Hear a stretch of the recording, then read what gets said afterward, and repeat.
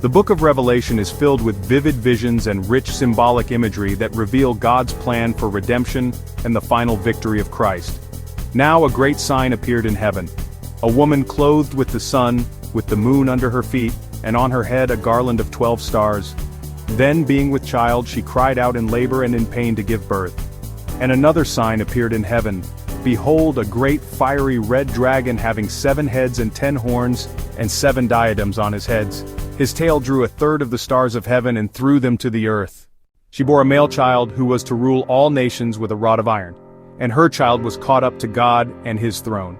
Then the woman fled into the wilderness, where she has a place prepared by God, that they should feed her there 1,260 days.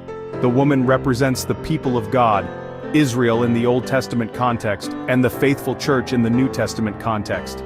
The dragon is Satan, confirmed in verse 9, who has always opposed God's purposes and targets the covenant people. Michael and his angels fight against the dragon. Satan is cast out of heaven to earth. His role as the accuser in heaven is ended. Believers overcome Satan by the blood of the Lamb and by the word of their testimony. This vision is not only an eschatological prophecy, it's a spiritual reality in every believer's life. Spiritual warfare is woven into your daily life. As part of God's redeemed people, we are clothed with His righteousness and reflect His glory. We must live aware that we are already positioned in victory. Times of hardship can actually be God's way of hiding us from the enemy's schemes while strengthening our faith. Your dry seasons may be seasons of divine preservation. Sharing what God has done in your life is not optional. It's a spiritual weapon. Spiritual authority is exercised when we speak God's truth boldly.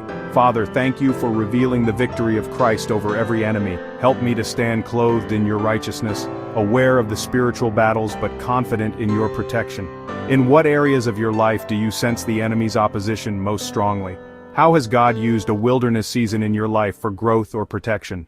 Satan's schemes are real but powerless against God's ultimate plan. The child is not destroyed, he reigns. Our security is in knowing we stand in Christ's triumph. Believers overcome by Christ's finished work and their faithful witness. When fear rises, remember, the enemy is a defeated foe. God's protection often comes in unexpected forms like the wilderness.